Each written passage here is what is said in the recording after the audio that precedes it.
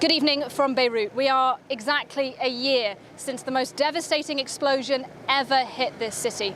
Hundreds of people killed, thousands wounded, and billions of dollars of damage in a country that was already effectively bankrupt.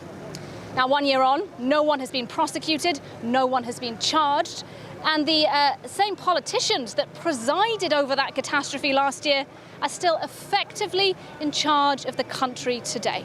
I want to welcome you to this special program from Beirut. In the next hour, we're going to be hearing from guests talking to us about the political situation here, the economic situation, and a bit as well about the psychological impact of that explosion on Beirut. First, though, let's go back to a year ago today, the 4th of August 2020, and remind ourselves what happened from 8 minutes past 6 in the evening. It was just after 6 p.m. on Tuesday, August 4th, 2020. After a loud explosion at Beirut's port, these residents began filming what they thought was a simple fire. But the worst was still to come. A second shock felt all the way in northern Israel and Cyprus. In the Lebanese capital, no one was left untouched. It was a terrifying moment. For 3 minutes, I didn't understand what was happening. I saw blood on my face, but I saw people around me who were far more hurt. I've already seen frightening things, but nothing like what I saw today. I've never been so scared in my life. Aerial footage shows the extent of the damage. Destruction which left tens of thousands homeless. The death toll would quickly climb to over 200, with more than 7,000 others injured. Shock quickly turned to anger as the world learned the cause of the blast. 2,750 tons of ammonium nitrate stored at a warehouse in the city's port. The highly explosive substance was stocked without proper safety measures, and authorities had known about it for years. In a country already plagued by corruption and economic crisis, the latest scandal was too much to bear. It's been a while since we had any trust in our government. All of these incompetent people in charge need to be held accountable. They're guilty of a crime against humanity. French President Emmanuel Macron visited the city calling for political renewal. The international community pledged nearly $300 million in aid to be distributed directly to the Lebanese people. Faced with growing anger, Prime Minister Hassan Diab resigned but remained on as the head of a caretaker government. Since then, Lebanon has been in political deadlock, and the country's official investigation into the explosion has yet to deliver any conclusions. Well, coming up shortly, there'll be the minute of silence here in Beirut as we remember the exact moment that that explosion struck at the port behind me here. At the moment, there is a church service going on at the port. It's being led by the Maronite Patriarch Bashar al-Rai. Let's have a listen to a little bit of the ceremony just for a few moments.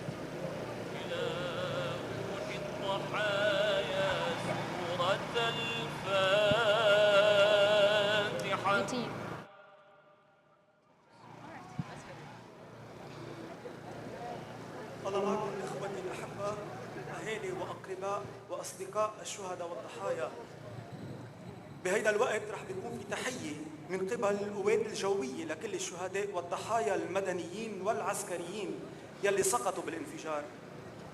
طائرة رح تنطلق من الأرض صوب السماء وبترمز هالطائرة لأرواح أهلنا. Yeah, you can see the flyover of those planes there flying over the port in the center of Beirut. We're watching those images for you live as we wait for the minute of silence to get underway here in Beirut.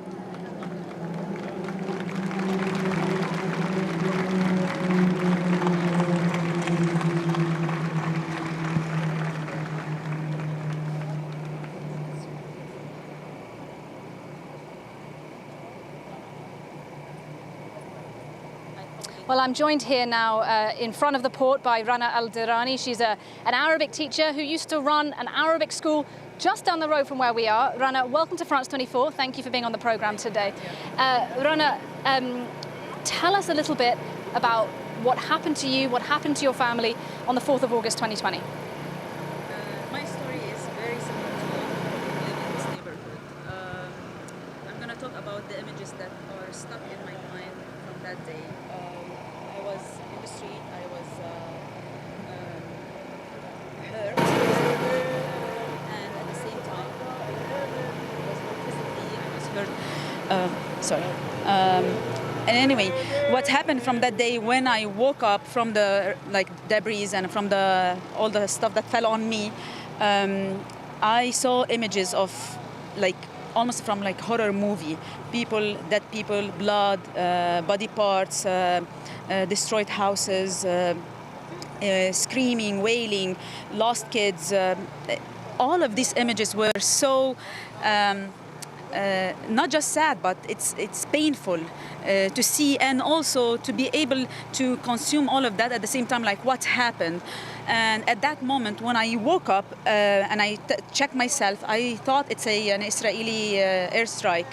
But it took me like a few minutes to recognize that it's not an airstrike, it's the whole city and the whole neighborhood is destroyed. And Rana, we're shortly going to listen into that minute of silence live in Beirut. Before we come to that, though, just very briefly, tell us how you're feeling on this anniversary, one year on from this kind of extraordinary story that you tell us. I'm disappointed today because I'm not saying that disappointed from the people.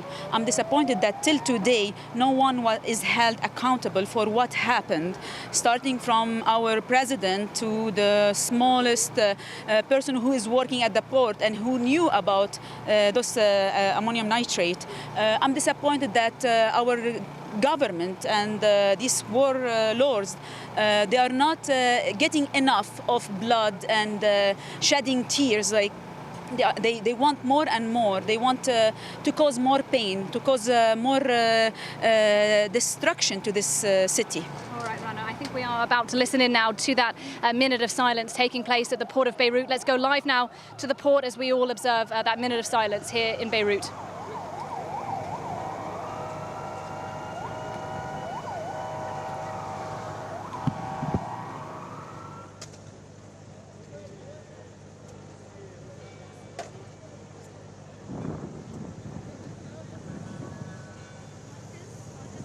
صفين روحانا، أسمهان صاروف أبو رجيلي، ألكسندرا بول نجار، لياس الخوري، لياس خزامي، أليس بليان، أمين سعد الدين الزاهد، أمينة غربيق، إنصاف عطار، أنطوان البرمكي، أنطوان زعرور، أنطوان فلوطي، أنطوان نجا باسيل، أنات خاتشيكيان، إيتانو ديشاسا تولو، إيزابيل مشعلاني، إيفون سرسوق كوكرن، إيفات جورج الميني، إلين وهاد نوفل، أيمن العبيد، أيمن سليمان، أيمن مصطفى الحمصي، أيمن نور الدين، بايبلين سيرو هيجوس، بيرليتا مندوزا، بوليت اسكندر هاشم، بيسان الطيباطي، تيريز غندور مرعي، ثروة محمد حطيط،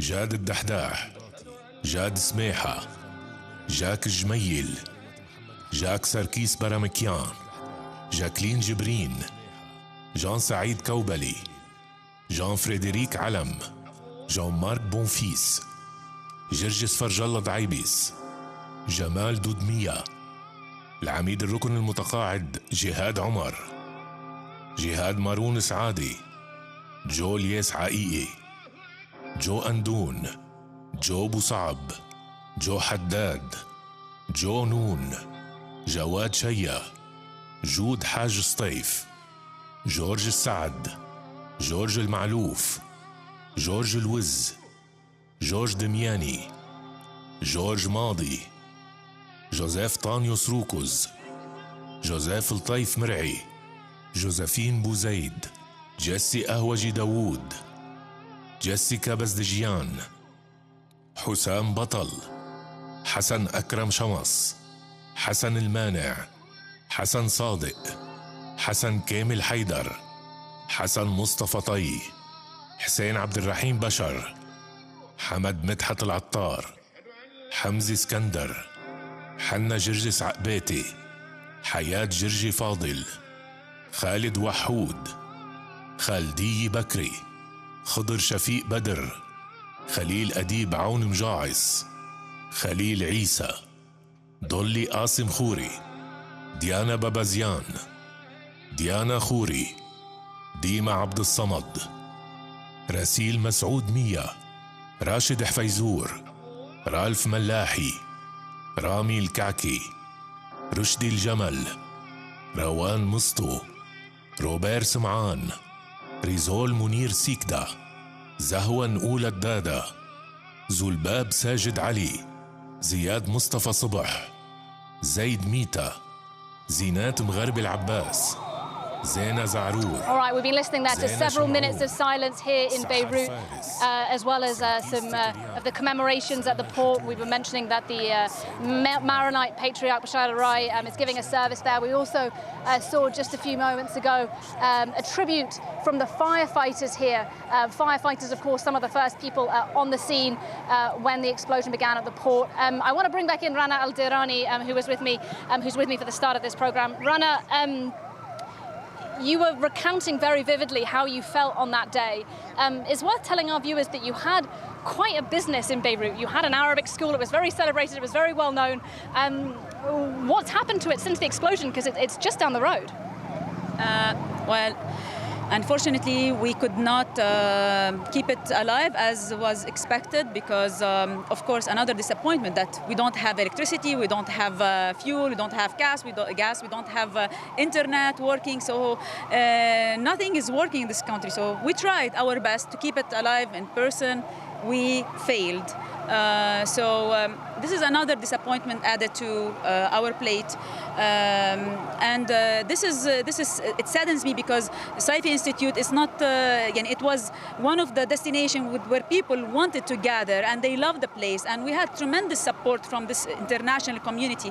But with all their love, we could not really keep going as expected. And let me ask you, Rana, we are surrounded now by protesters, people heading towards downtown, towards Parliament, to voice their anger at politicians. You've expressed to me a little bit of your anger, a little bit of your frustration. Tell us, will you be taking part in the protests? And if the answer is yes, why? I'm joining today the protest. I was waiting for today for a whole year, and I was waiting on every day, listening to the news, listening to what's happening on a daily basis. So today, as I said already, that I'm disappointed that nothing has happened so far. But yes, I'm joining, and why? Because there are people who are responsible of destroying a whole city and destroying businesses, destroying people's lives, are held accountable for killing people, murdering and negligence, and they knew. This is the painful part. They knew that it's there, and they did not do anything about it. And this shows us that how much people's lives are invaluable. Yeah. Rana, I'm sorry, we do have to leave it there, but I want to thank you so much for your time and coming on. Rana Al-Dirani, we really appreciate what you've had to say today. It's worth saying, Rana touched on it a little bit there, that there's been a huge amount of psychological scars here in Beirut after the explosion. Our reporters here in Beirut have been talking to people experiencing mental health problems here. Let's have a look at their report. This is Beirut in July 2021. We're at Hotel Dieu Hospital in the Ashrafia neighborhood. This is one of the main psychiatric wards in the country, and busier than ever. In Lebanon, as elsewhere, mental health issues are still quite taboo. This is our treatment room here. And this is our gym. How are psychiatric issues viewed nowadays in the public service? These issues are becoming more accepted. There is still a stigma, but it's not as bad as it was a few years ago. There are lots of patients suffering from anxiety, depression, and PTSD. What many have in common is the inability to see a future for themselves, and that creates awful anxiety problems. These symptoms were less common during the Lebanese Civil War, because back then we could say to ourselves, there'll be an end to all of this. Now, there's no end in sight. Lebanon's crisis has reached fever pitch in recent months, and for many, surviving the upheaval involves overcoming the knock-on effects on mental health. I've been going through a sort of grieving period for months now, a grief I didn't want to recognize, that I still have trouble acknowledging. But it is real grief, and it's overwhelming. I can't quite believe it when I say it or write it down.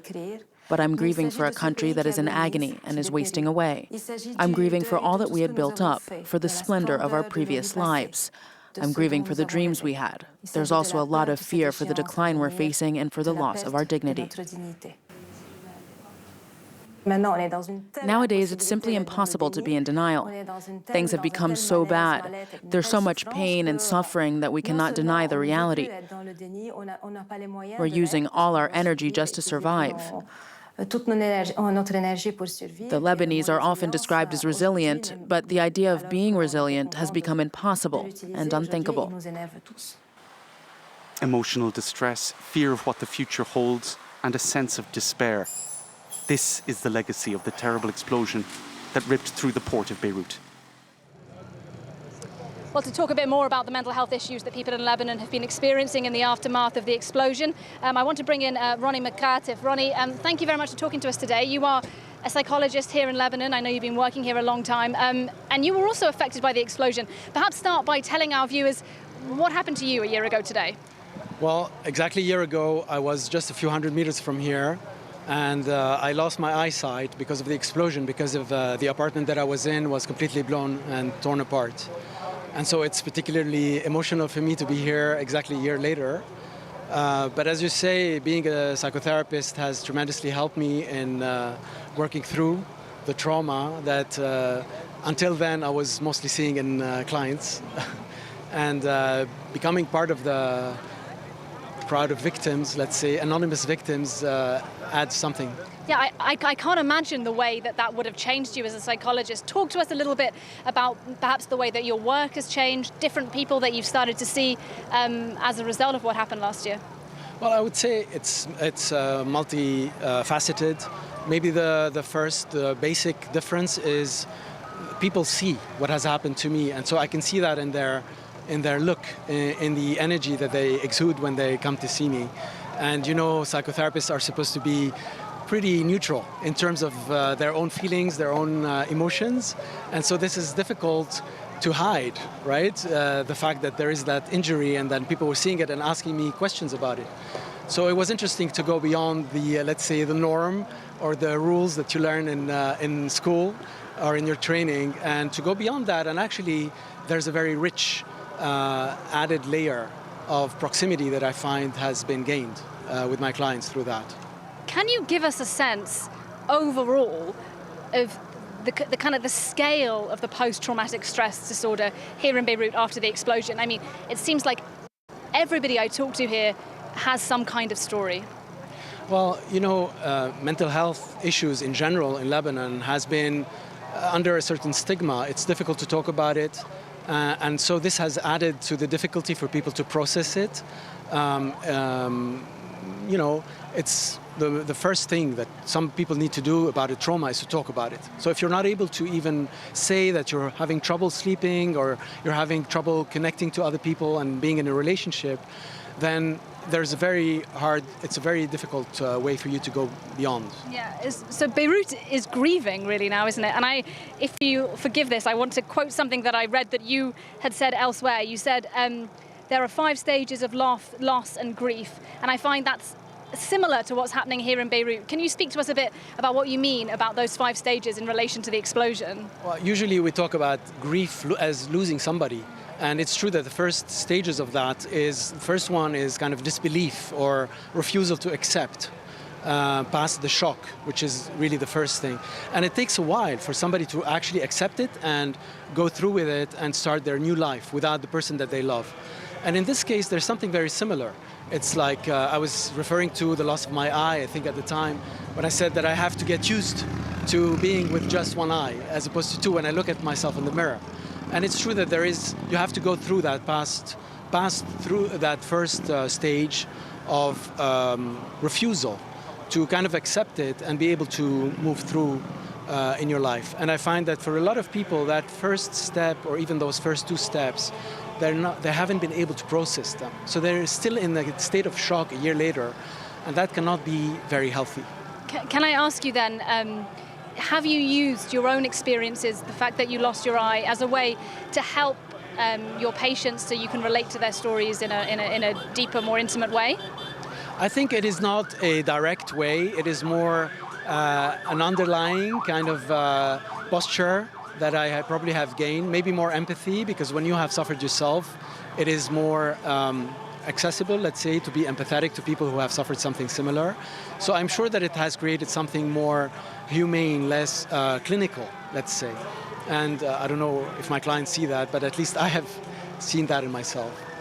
Just finally, I want to ask you, Lebanon is experiencing in every sense now a brain drain. People are leaving. Economists, doctors, nurses. Are there enough psychologists, mental health and professionals in Lebanon to deal with the scale of the problems that you've been referring to here? There's actually a microphone there for you, sir. Thank you. Well, you know, I believe that situation creates the supply.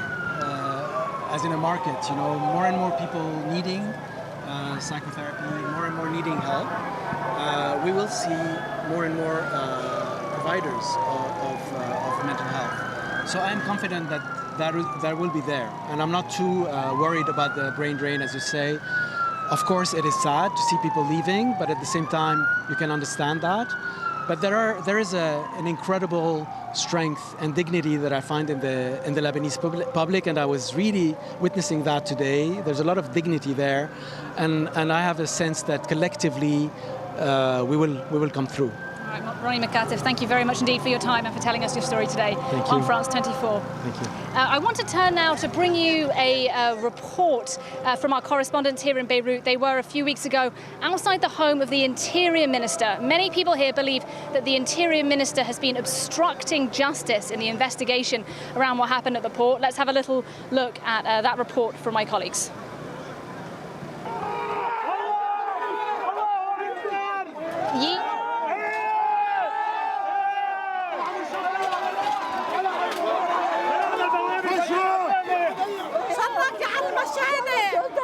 رئيس الجمهورية ورئيس الوزارة ورئيس النيابة شرف ما بكون ما عاد تدافعوا أنا عشاككم محمد فهمي لابس بدلة بالدولة ضحك بعد We're going to storm the minister's house. We have to put an end to impunity.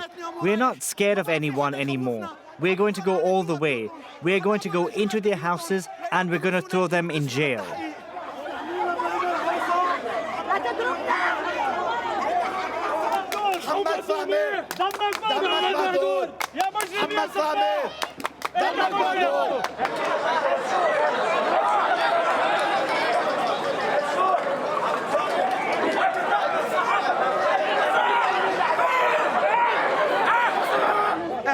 Just look at how they treat us, the families of the victims, but we'll crush them. We'll throw coffins at this bastard's house so he can sense death and know that both he and his family will die. That it will be his turn just as it was ours last August.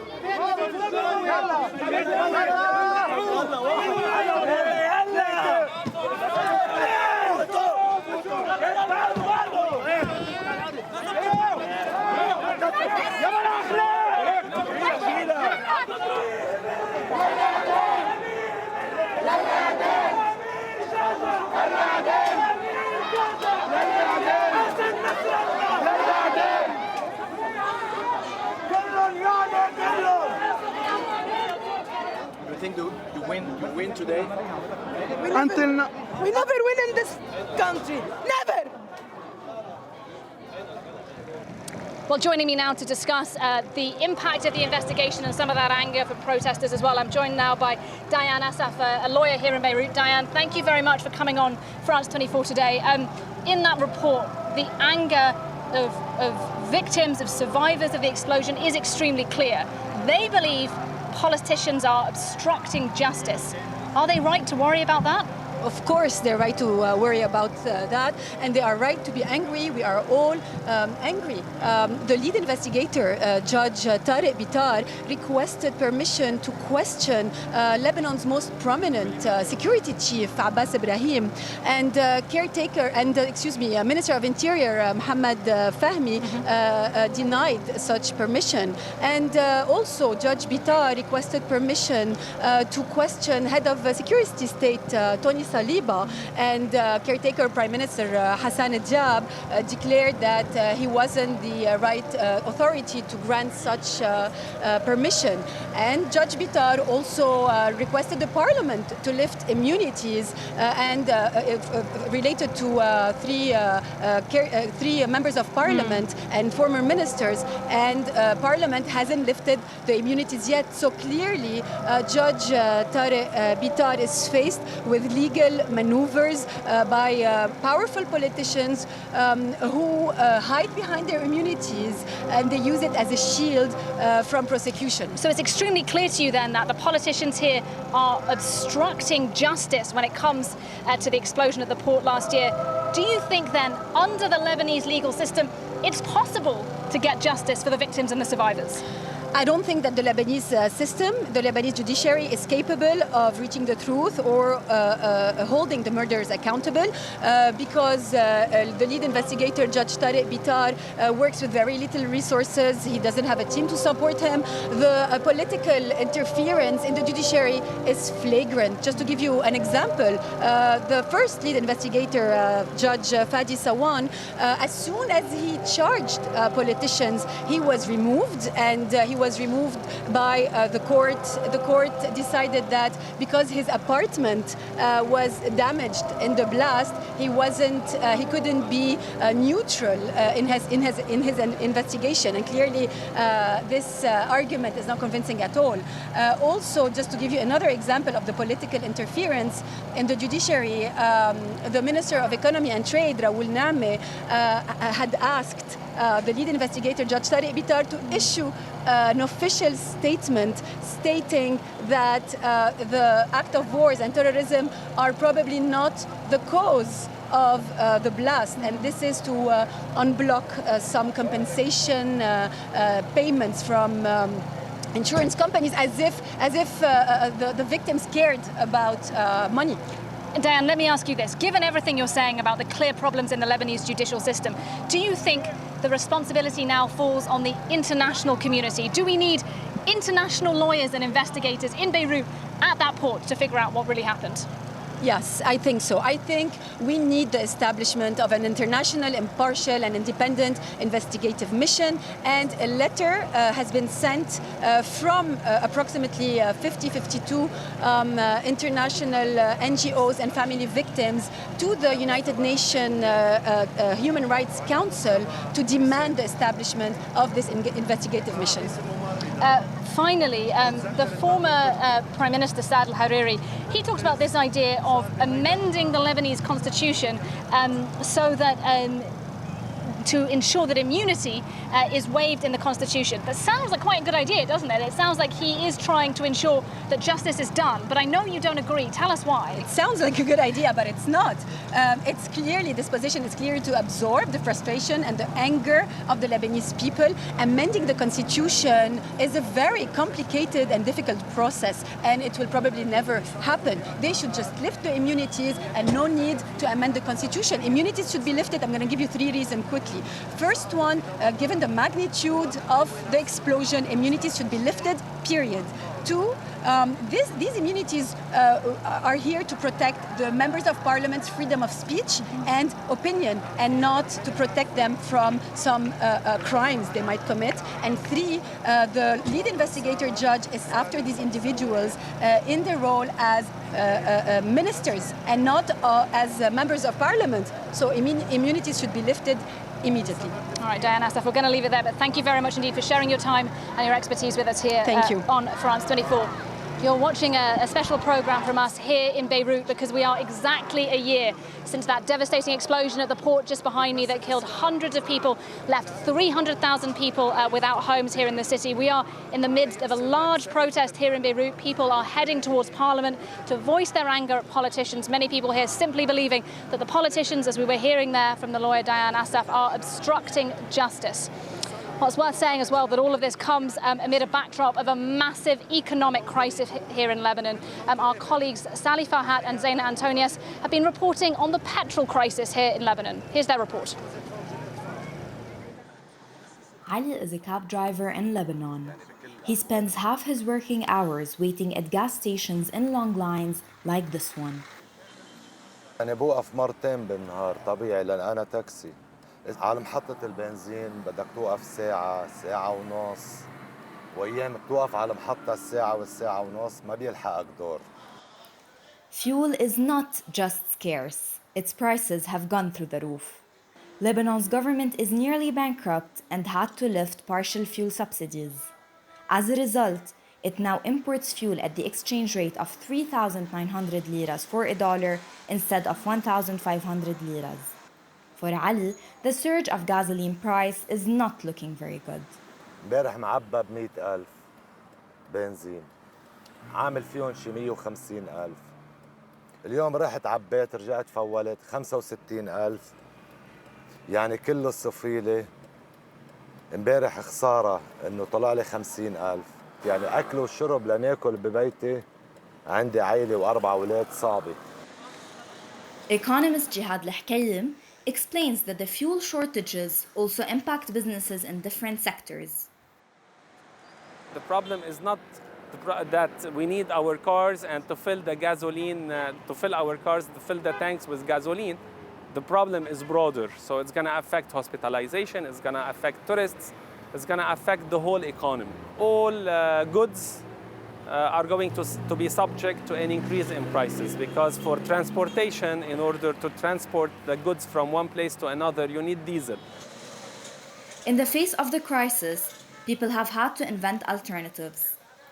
Ahmad walks daily to a cafe near his home instead of going to work.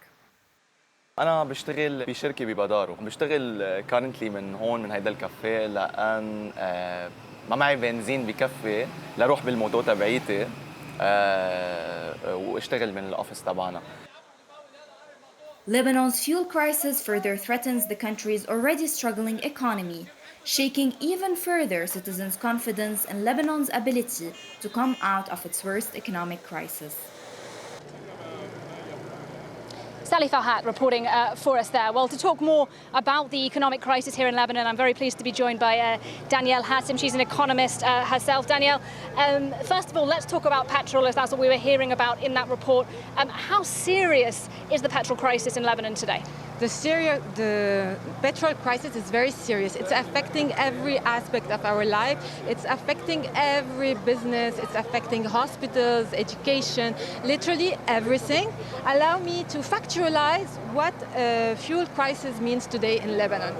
So fuel crisis means that there are days where you have 1 hour of electricity. I literally mean 1 hour over 24 hours, and that's not only in the suburbs.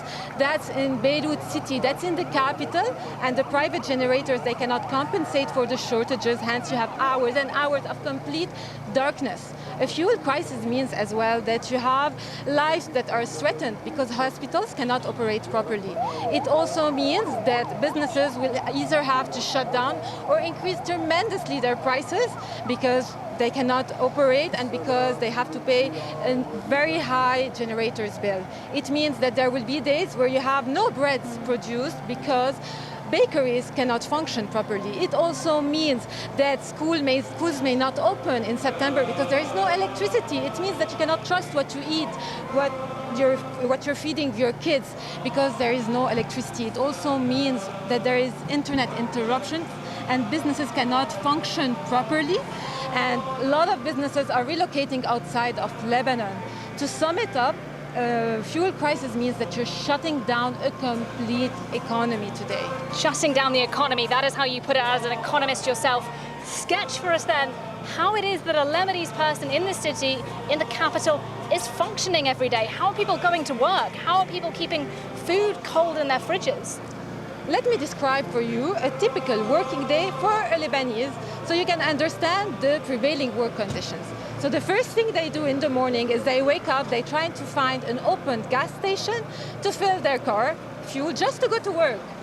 And then at work, let's say first, before, they need to wait hours and hours in line just to fill their car fuel, and that's if they're lucky and if they find an open gas station. And then at work, they feel threatened because they can dismiss them at any second. There is no motivation, there is no prospects for growth, And businesses, they don't even have internet. Some of them are running out of paper, and I literally mean here paper.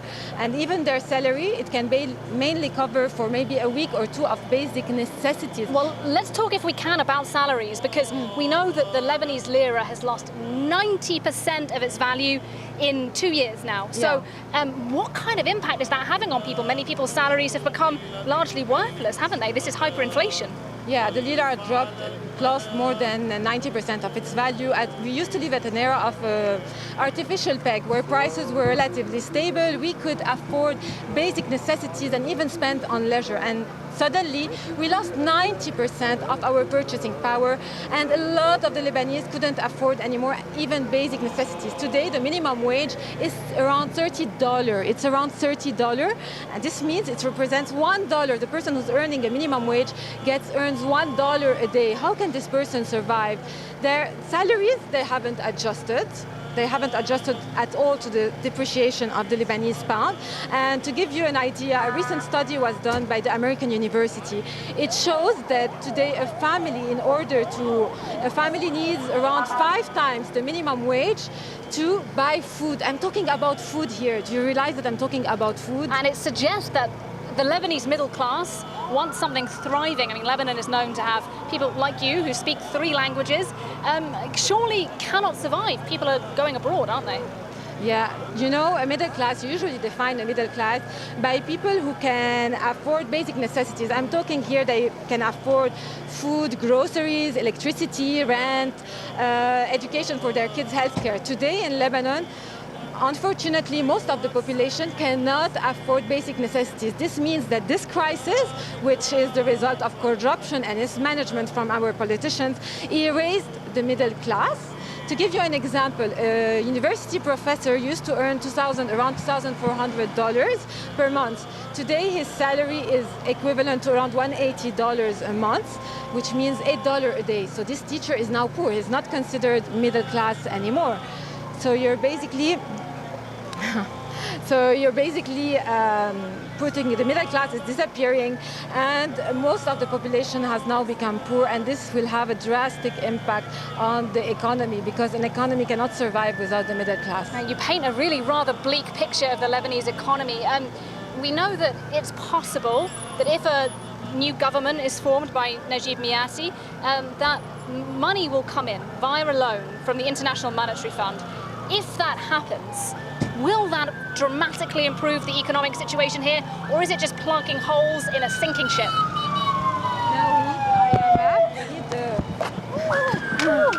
Excuse me.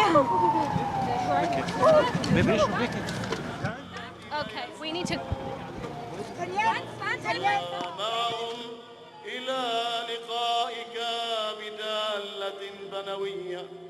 يوم ظهورك الثاني المجيد برثمور ريش ريشوني ونرفع المجد والشكر إليك وإلى أبيك المبارك وروحك الحي القدوس إلى الأبد.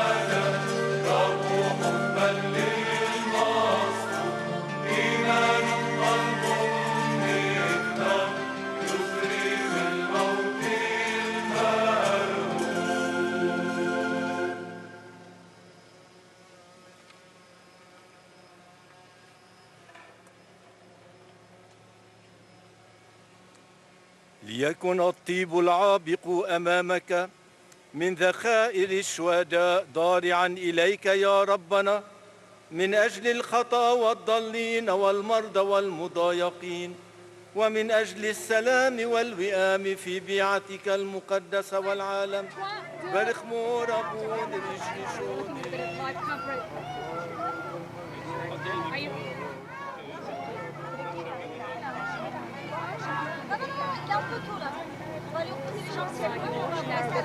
Live ceremony from the court, the church service being presided over by the Maronite Patriarch Bashar al-Rai.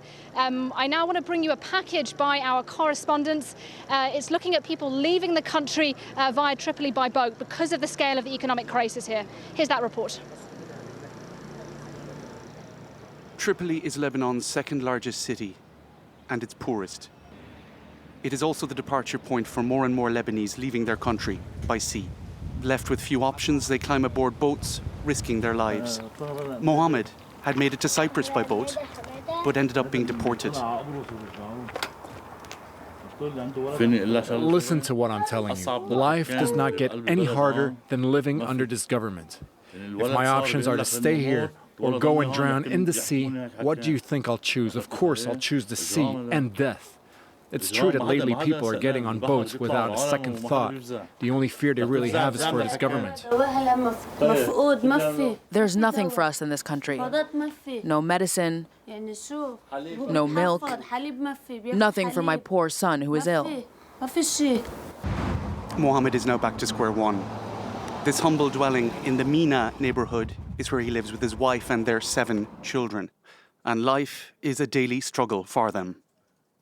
The government doesn't care if my children are educated or if they get the best start in life. They just wipe their feet on us, generation after generation. They're crushing the people.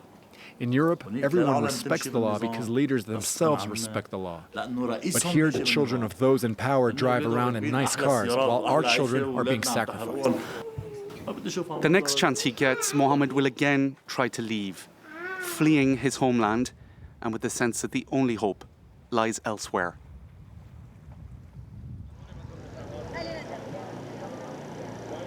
That report there by Cyril Payan and Bilal Tarabi, looking at the reasons why some people in this country are choosing to leave by boat because of the economic crisis here.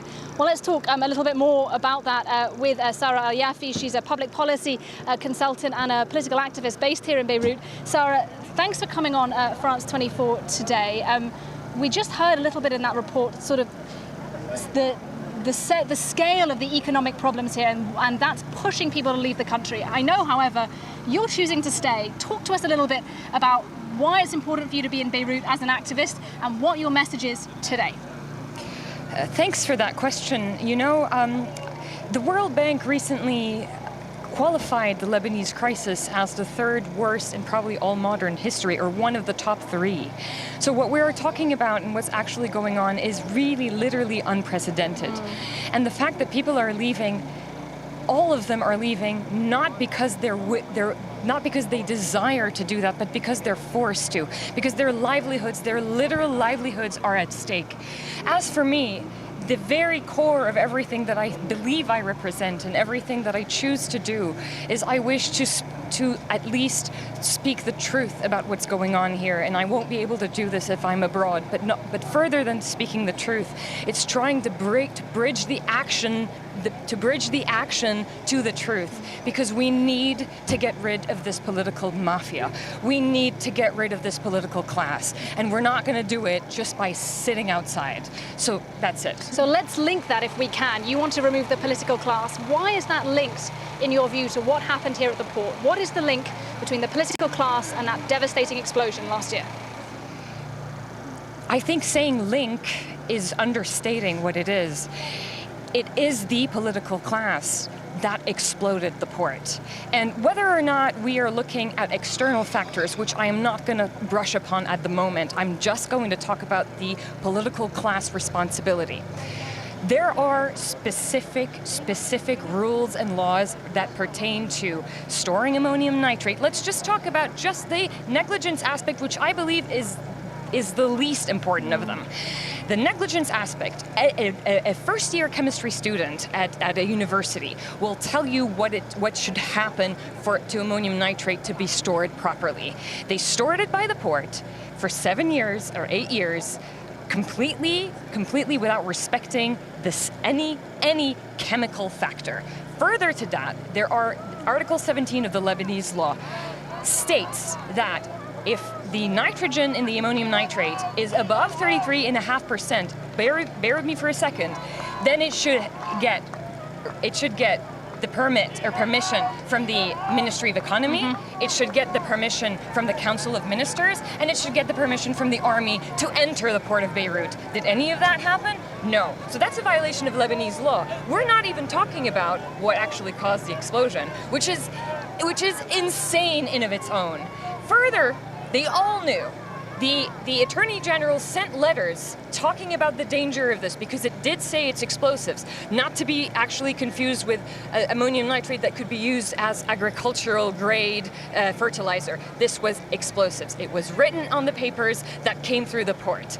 The Attorney General knew, the Prime Minister knew, the President knew, and you know what they answered? We don't have any prerogatives. And what's interesting about that, in my view, 1 year on, is that we do know that those politicians knew about the ammonium nitrate in the port. Not only have they failed to act, but nobody has been charged a year on. Nobody has been held accountable. It looks a little bit like politicians are closing rank to protect each other. Go ahead. Not only are they not charged, they are immunizing themselves legally. They're literally immunizing each other and themselves not to be called to court. And the judiciary system for the majority is actually completely in bed with them. And I would like to actually benefit from this moment to tell you a little bit of an anecdote that goes a little further than the negligence or the unlawfulness or the fact that prerogatives don't exist and the President of the Republic's office doesn't exist. Forget that for a second.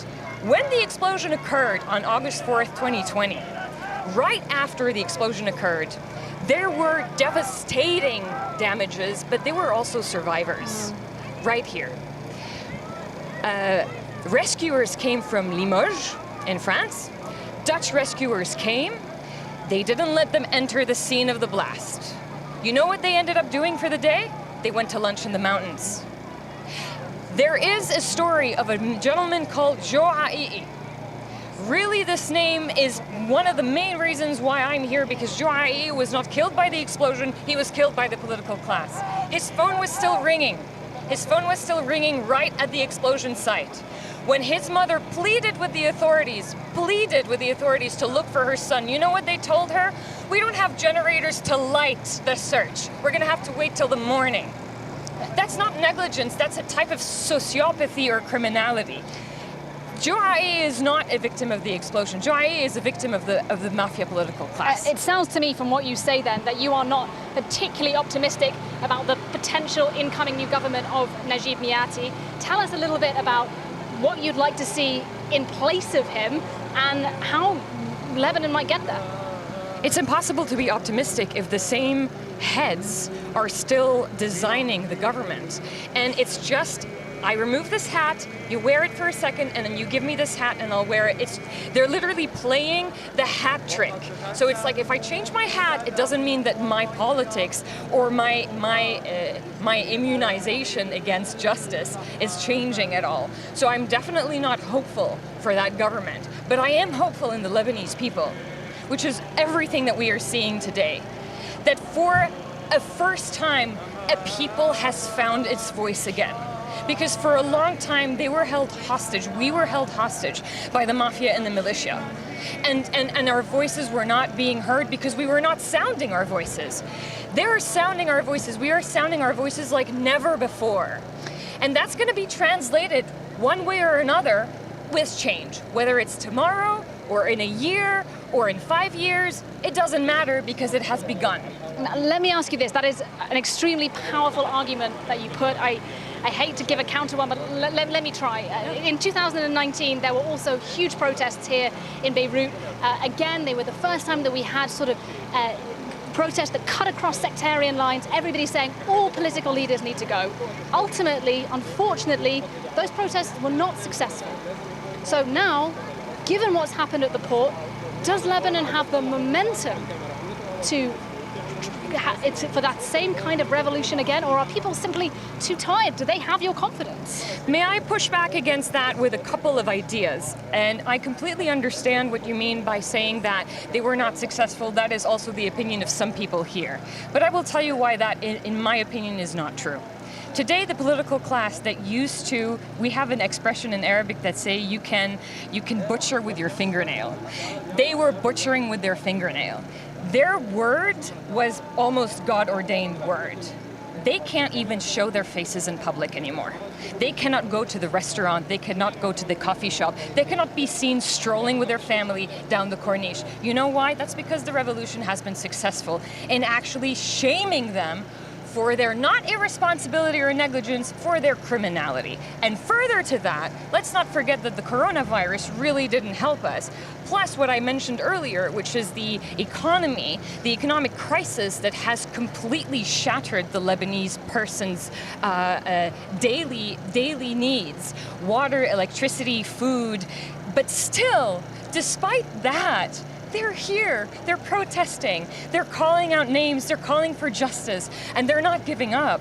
And for me, it's successful because in the face of such tragedy, in the face of the worst economic and financial and banking and fiscal and social and political crises that the modern world has ever witnessed, in the face of the largest non-nuclear explosion that the world has witnessed in its entire history, in the face of poverty, in the face of these dismal numbers of education and unemployment and all of that, they are in the streets asking for change and representing change. They're saying we're not looking for change away from who we are. This is what we are. We are the change that we need to see, literally. And I believe in the deepest depth of my being that it's going to materialize one way or another, sooner or later. Sarah Al-Yafi, thanks for coming. Thank you for your optimism here on France 24 today. We'll let you go join those protests that you're so passionate about. Thank you. Thank you so much, and thank you for being here. Absolute pleasure. Thank you very much. Well, we're coming to the end of this special program from here in Beirut. Thank you very much for watching as well. We want to leave you now with some of perhaps the most iconic images of what happened last year on the 4th of August 2020. Let's have a look at some of those images from the explosion, and then we'll hand you back to our teams in Paris. Thank you, and good night from Beirut.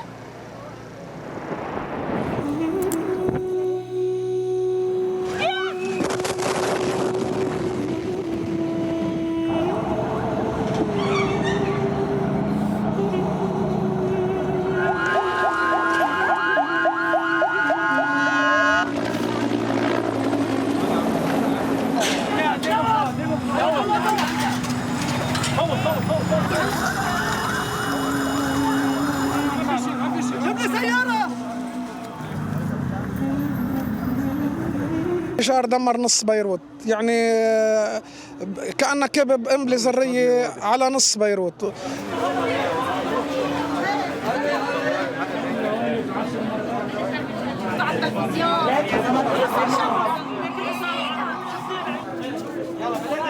جميزة كلها انهارت، البور راح كله، اوتوستراد راح كله، كل العالم بالسيارات دعوست من يعني في بناية وقعت على سيارات.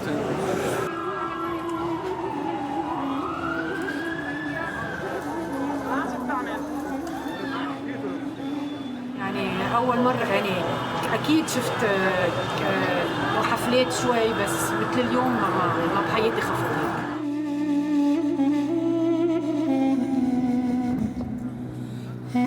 لبشت عائلتي لملمكم، طلعت على البلكون عم بتفرج، مجزرة مجزرة مجزرة.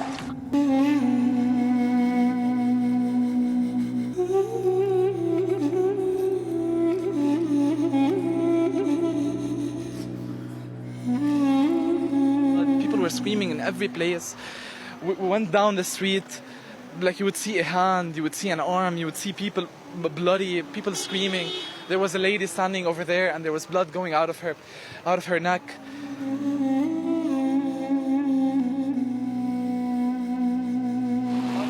لا ما شالون كبون بالبحر شالون بالمره خليهم على الشغل يقتلوا العالم فيهم بيقتلوا العالم اللي قاعدين مرة كراسيهم.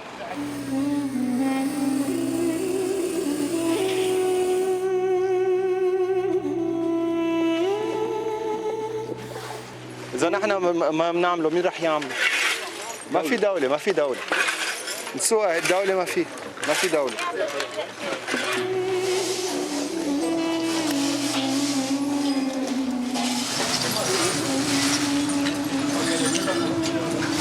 We are the states, we are the government, us the civilians, and we will build the country that we want.